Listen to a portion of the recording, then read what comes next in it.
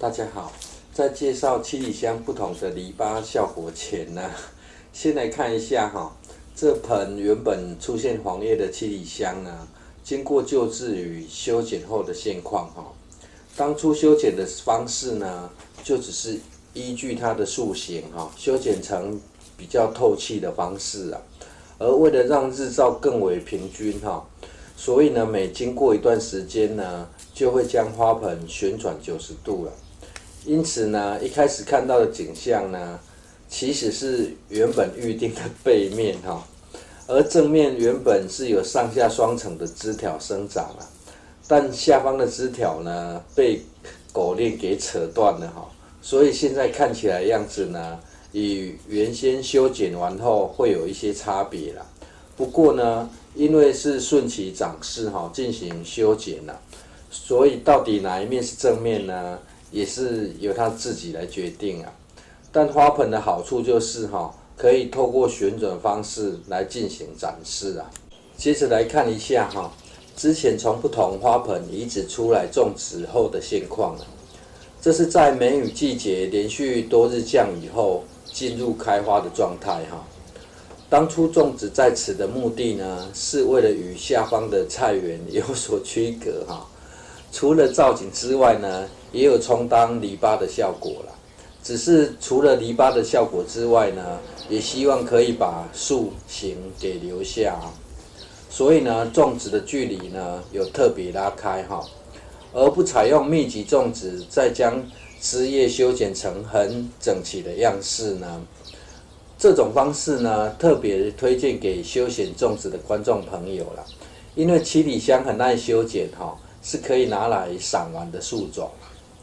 这样有篱笆感，但彼此又是独立的样子呢，会比较有赏味的美感外加七里香很耐修剪的特性如果依据每棵自行长出的枝条进行修剪呢，主要就以透气为前提的方式进行修剪后每一棵后来的树形就都有自己的味道了。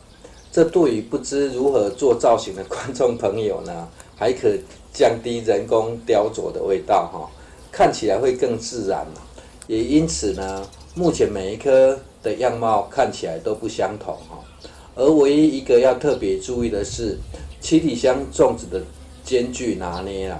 预定要让七里香长越高彼此的间距就要拉得更开七里香的茎条跟叶片生长很快要当赏叶植物也很不错但是它的主干要变粗呢，会非常费时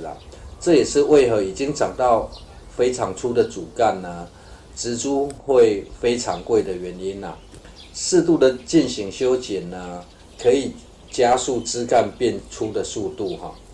另一侧这则是早几个月进行移植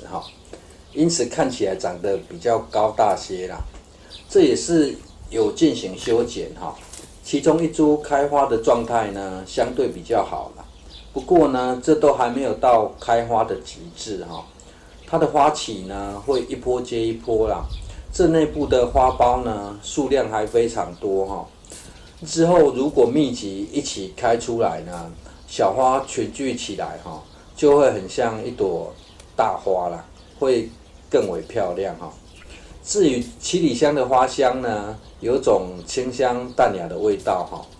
因为进入了夏季拍摄的时间已经傍晚6点多了，此时仍可看到为数不少的蜜蜂抢着采收花蜜这是移植后的第一次开花啦，以后开花的数量会更为惊人反复拍摄的原因呢，是希望可以拍下蜜蜂震动翅膀的自然声音有兴趣种植一盆赏玩的观众朋友呢，建议将七里香黄叶处理的概念